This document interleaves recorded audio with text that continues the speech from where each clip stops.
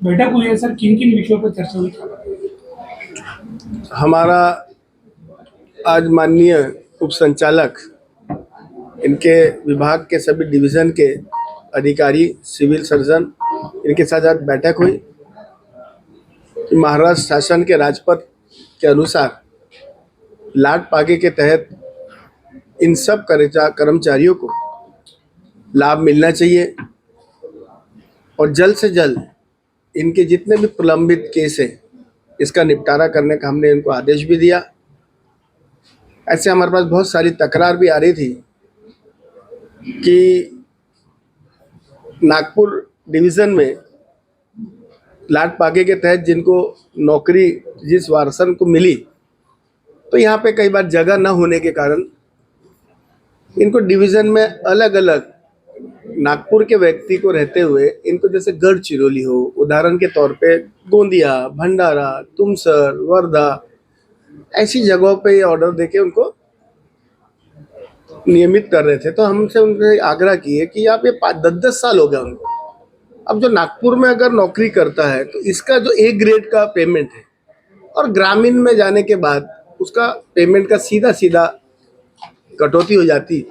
तो उनसे ये आग्रह किए कि ऐसे कुछ कर्मचारी जो 3 साल से ऊपर हो चुके हैं, स्पेशली महिला, प्राथमिकता में महिलाओं को दिए गया कि महिलाओं को अब 8-8, 10-10 साल हो गया, कोई गढ़चिरौली है, बच्चे छोटे छोटे हैं, उनका पति की स्वास्थ्य खराब है और वो बेचारी अपने परिवार पे ध्यान नहीं दे पा रही। ऐसे अनेक महिलाओं का मेरे पास प्रकरण आए थे।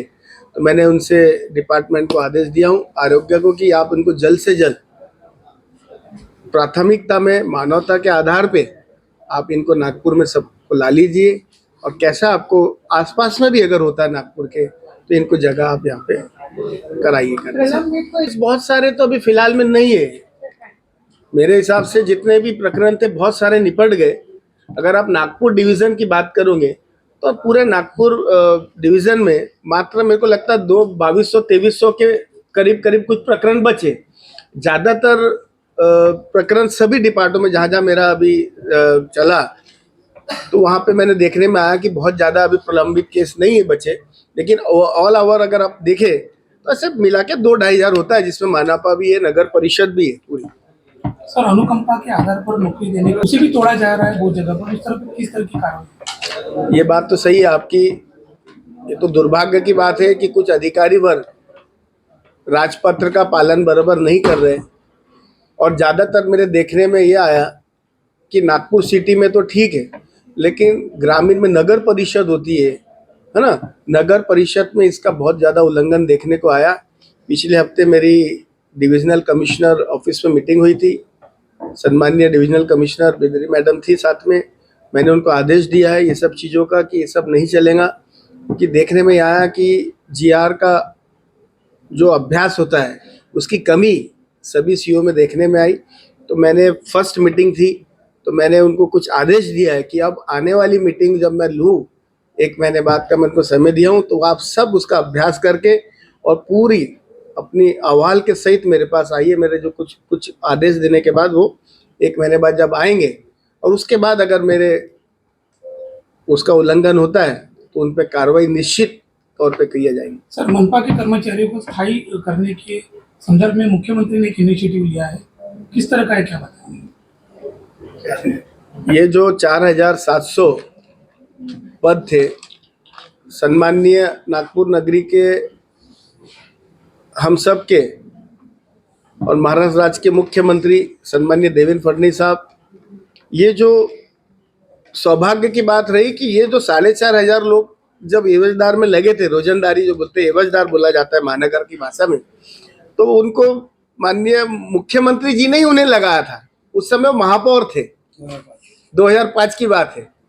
और जब वो महापौर थे उन्होंने इनको कार्ड देके इन सबको, नागपुर नगरी के जितने भी अपने सफाई कामगार भाई थे, इनको रोजगार देने का काम माननीय मुख्यमंत्री जी ने किया था।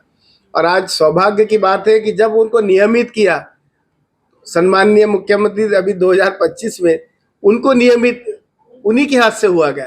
तो मैं उनका तो बहुत आभार भी मानता हूँ, इस छोटी समाज को इन्होंने न्याय दिया।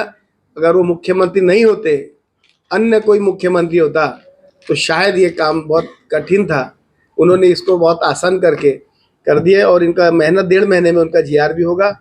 सम्मानित सभी सफाई कामगार भाइयों ने पिछले रविवार को उनका हजारों की संख्या में उनका सत्कार तिलक पुतला में हुआ और सभी लोग में खुशी का एक माहौल है। सर, सफाई है पूरे महाराष्ट्र में यही एक विषय है, तो आयोग की तरफ से आप क्या मांग करोगे कि वो खलीकरण रुका जाए, उनको नियमित किया जाए, इस पर आप आयोग क्या करेगा? मैं पूरे महाराष्ट्र भर के दौरे पे मैं अभी निकल रहा हूँ। जहाँ जहाँ मेरा हो रहा है मैं वैसी सभी जानकारी उनसे इकट्ठा कर रहा हूँ।